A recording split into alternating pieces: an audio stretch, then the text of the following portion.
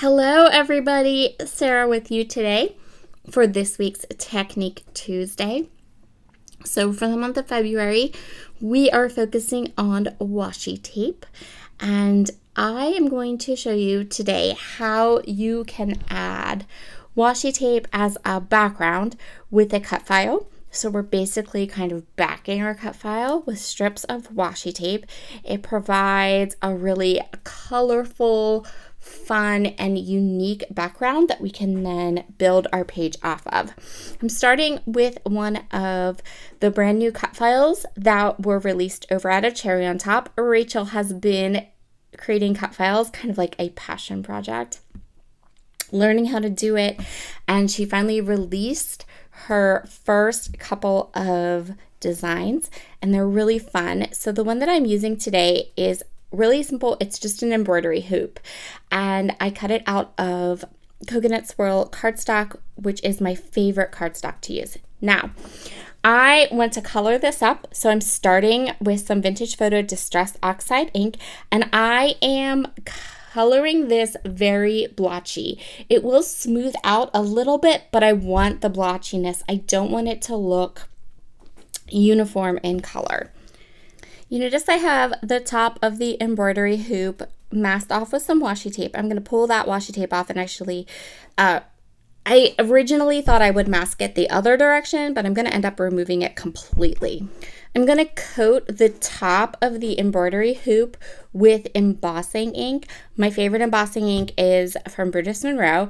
I'm going to get my heat tool nice and hot, and then once I've coated the top of the hoop with the embossing powder or the embossing ink, I'm going to cover it with some gold embossing powder. Again, this is another embossing powder from Brutus Monroe. This is gilded, and you can just use your finger or a brush to kind of whisk away anywhere that the embossing powder hits that you don't want it to be.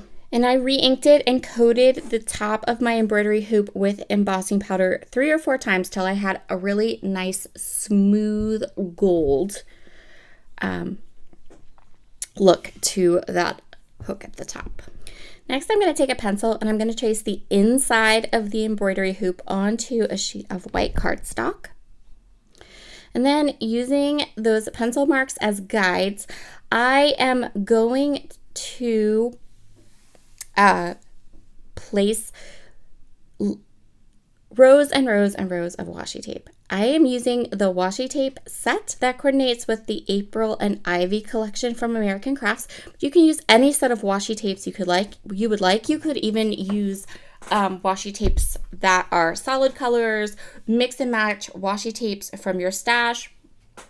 And then I'm using those pencil marks that I traced as a guide so that I know I am filling in all of the area that I need. Another trick that you could do would be to cut another piece of white cardstock exactly in that circle and then just cover that piece with washi tape. But I am running out of white cardstock in my scrapbook room, so I chose to go with this technique so I didn't use more sheets of white cardstock than I absolutely have to. I'm also using an X-Acto knife. Now, when you use an X-Acto knife to kind of get rid of the excess washi tape so that it will fit within the middle of that embroidery hoop, just don't press too hard. You can feel the blade kind of go down into the washi tape, and once you just get that blade into the washi tape, ever so carefully, just cut away the excess pieces of washi. And then I just followed my pencil marks and I put my cut file down over my circle a couple of times just to make sure I didn't have washi poking out from behind the cut file where I didn't want it. So now I'm going to take some foam tape. I'm going to put the foam tape around the entire embroidery hoop and go ahead and place it right on top of the washi circle that I created.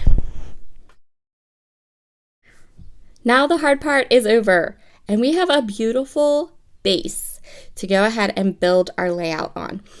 So because we have all of this color and all of this pattern on our page already, we want to keep our embellishments and other things on the simple side, right? So I don't want to add too much on top of this page because I don't want it to look too busy. I have this adorable photo of my youngest son and our dog, and I thought that it looked beautiful against all those patterns. I auditioned a couple of patterns from the 6x8 paper pad and chose this one. I thought it looked really nice behind my photo, and there wasn't a lot of this color in the washi tape, so it also contrasted well against my background. I chose a couple of kind of simple cut apart pieces. You can see them there. I'm going to place those to the left of my photo, and I am also going to use that Happy Together as my title. So these are from the cut apart sheets. They're in the 6x8 paper pad, so they're a little bit smaller.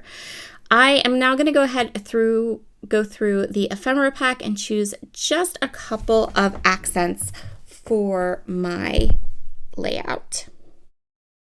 After I chose 3 places for 3 embellishment clusters, I'm just going to bulk them up a little bit with some stickers. I really loved that sticker that says "Such a Lovely Day." I thought that was perfect for this